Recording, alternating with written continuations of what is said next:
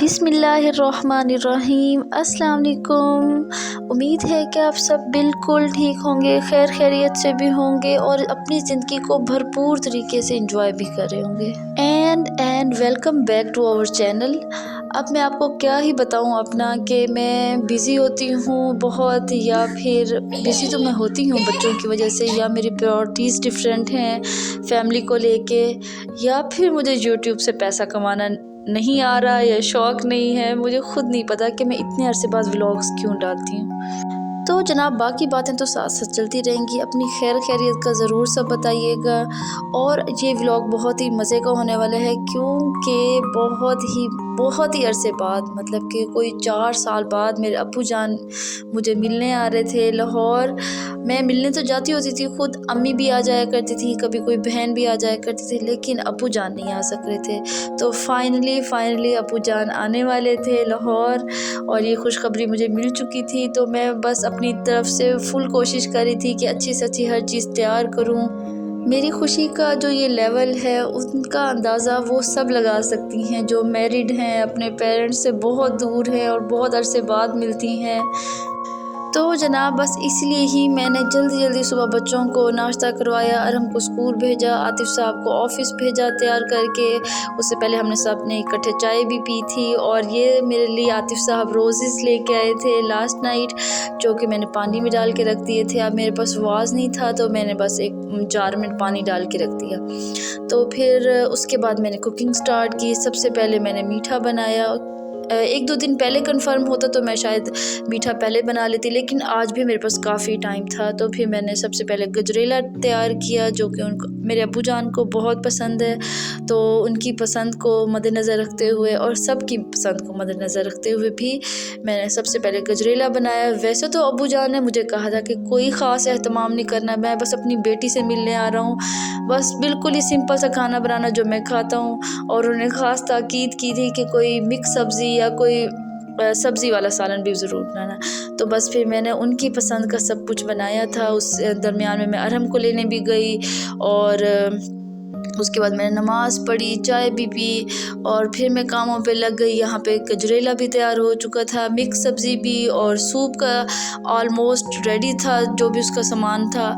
और उसके बाद मैंने मटर जो है डिफ्रॉस्ट होने के लिए रख दिए थे। मैं बना रही थी कोफ्ते भी साथ बना रही थी, और मटर और चिकन वाला पुलाव भी बनाना था, और साथ साथ टाइम मैनेजमेंट भी मुझे अपनी प्रॉपर सेट की हुई थी, तो उसके मुताबिक मेरा चल रहा था सारा काम।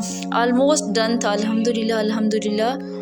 अच्छा, तो मैं आपको यहाँ पे एक बात ज़रूर कहना चाहूँगी कि ज़्यादातर ऐसा होता है ख़वातीन के साथ, कोई दावत का दिन हो तो ख़वातीन ज़्यादातर पैनिक कर जाती हैं, और वो टाइम को मैनेज नहीं कर पा रही होती। और इन द एंड ऐसा होता है कि वो जब गेस्ट आ गए होते हैं तो उस टाइम सर दर्द लेके फिर रही होती हैं, या कुछ भी ऐसा, मतलब बुरा हाल किया होता है, अपने आप को रेडी नहीं किया होता, फ्रेश नहीं लग रही होती, मेहमानों को टाइम नहीं दे रही होती, एंड टाइम पे काम कर रही होती। तो ऐसा होना अच्छी बात नहीं होती।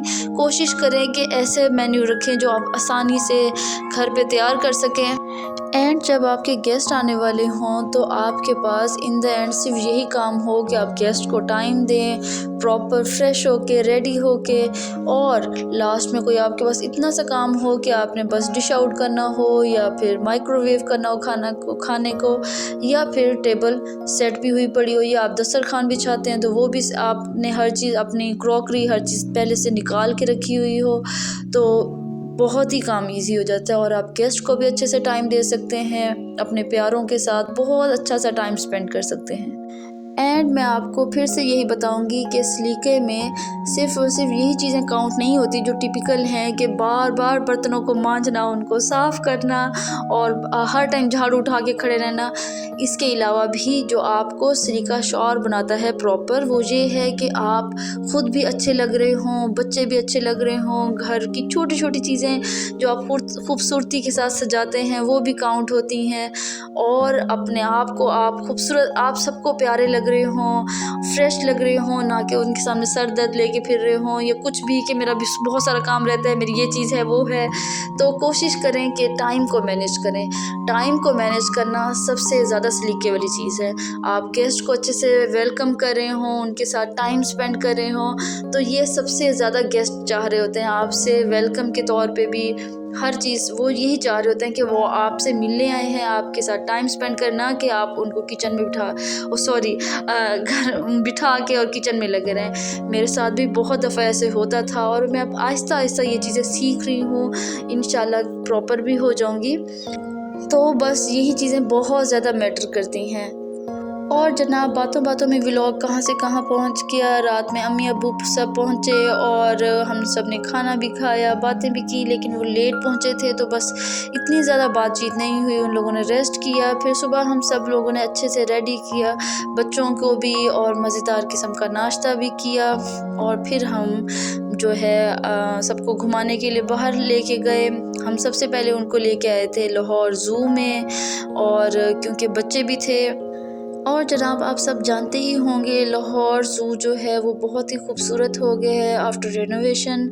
और अबू जान जो हैं बच्चों के साथ फुल इंजॉय कर रहे थे। और ये कितना ज़्यादा खूबसूरत मंज़र होता है जब आप अपने अबू जान को या फादर या कुछ भी जो आप कहते हैं उनको बाबा कहते हैं, बाबा जान, उनको जब नाना बने हुए देखते हैं। मेरा भी दिल तो बहुत करता है कि मेरे बच्चे नाना जी कहें या नाना जान कहें, लेकिन वो मेरी तरह जैसे मैं अबू जान कहती हूँ तो वो भी अबू जान ही कहते हैं। और यहाँ पे बहुत ही मज़े की बात बताऊँगी, मेरे बच्चे नाना अबू किसको कहते हैं? आतिफ़ के नाना अबू को, जो कि मेरे हस्बैंड के नाना अबू हैं, उनको नाना अबू कहते हैं, क्योंकि वो इंटरनेशनल नाना अबू थे। अल्लाह उनको जन्नत में जगह दे। वो 2 हफ्ते पहले ही उनकी डेथ हुई है। बहुत ही अच्छे इंसान थे, बहुत ही ज़्यादा प्यार करने वाले।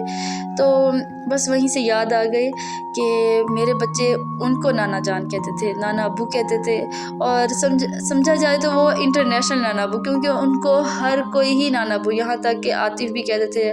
उनकी अपनी बेटियाँ भी, मतलब कि मेरी जो सास हैं वो भी ज़्यादातर बात करते हुए नाना अबू ये कह रहे हैं, नाना अबू वो बात कर रहे हैं।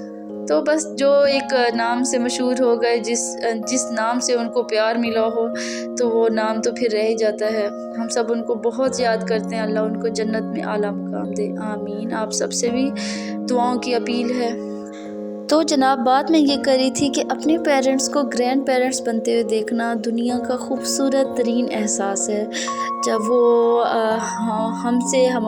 हमारे बच्चों से हमसे भी ज़्यादा प्यार कर रहे होते हैं, उनके लाड उठा रहे होते हैं। नो डाउट कि हमारे पेरेंट्स हमसे बहुत ज़्यादा प्यार करते हैं, बहुत ज़्यादा प्यार करते हैं। मतलब कि अबू जान ने कभी एहसास नहीं दिलाया कि बेटियां हैं, कुछ भी ऐसा। मतलब हमेशा ही प्यार से पेश आए हैं और बहुत ज़्यादा दोस्ती रही है अबू जान के साथ। लेकिन अपने बच्चों के साथ उनकी दोस्ती को देखना बहुत ही ज़्यादा खूबसूरत लगता है कि बस दिल करता है कि ये मंज़र हम बार बार देखें, उनको सेहत के साथ देखें, उनको खुशियों के साथ, वो हमारे बच्चों की खुशियाँ भी देखें और कामयाबियाँ भी देखें। आमीन सुमा आमीन।